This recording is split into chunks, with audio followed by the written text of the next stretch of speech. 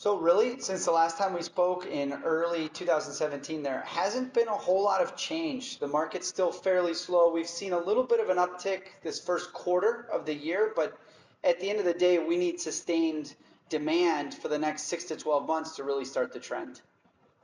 So it's still a buyer's market, and I think that buyers need to be informed that they have the power, and it's time to start making aggressive offers as much with developers as private sellers. Now, every seller has his own situation, and but it never hurts to get aligned with someone who knows the market and really come in below market to try to create value and create a deal.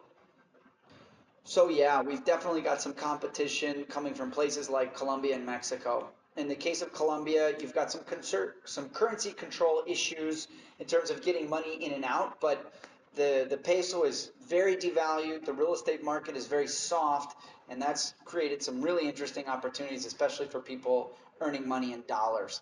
Mexico is also interesting from a value perspective. Of course, you've got the perception of crime that's still an issue. It's I was just in Mexico City and I found it to be a very safe city. But in general, the perception, the media is still painting the picture of a very dangerous country. So the challenge between the builders union and the builders themselves is complicated. Every side has its pros and its cons. But at the end of the day, developers in Panama cannot continue to pass their costs on to the consumer. There is oversupply in the pre-construction segment, and there is lower demand in the pre-construction segment compared to what there was 3 or 4 years ago. And that has to equal lower prices. And the prices haven't come down. Why? Because developers continue to pass their costs on to the buyers, and the buyers aren't getting aggressive with their price. I say to the buyers, anyone considering pre-construction needs to come in with an aggressive offer.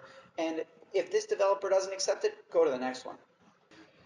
So the Chinese-Panama relationship is very interesting. We've got a few big Chinese players in the market. We've also got a few Chinese companies that have been absorbing rental inventory mostly. What I think is really interesting is the Chinese developer that is behind a project, the same group that's doing the Amador Convention Center, the same group that did a middle income housing project successfully in Arrejan, is building what I think is going to be one of the nicest projects in the country.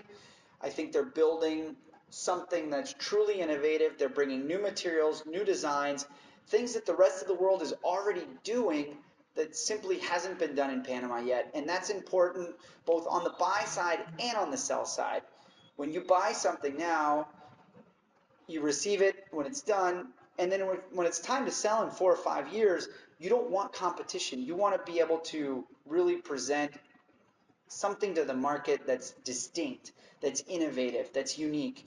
And right now, all of these buildings are really, really similar, with the exception of this project, Dow Panama, which I have a lot of faith in and I think is going to be a success. In fact, it's already been a success in terms of the pre-sales, both to the local Chinese community and now we're just launching to the rest of the world.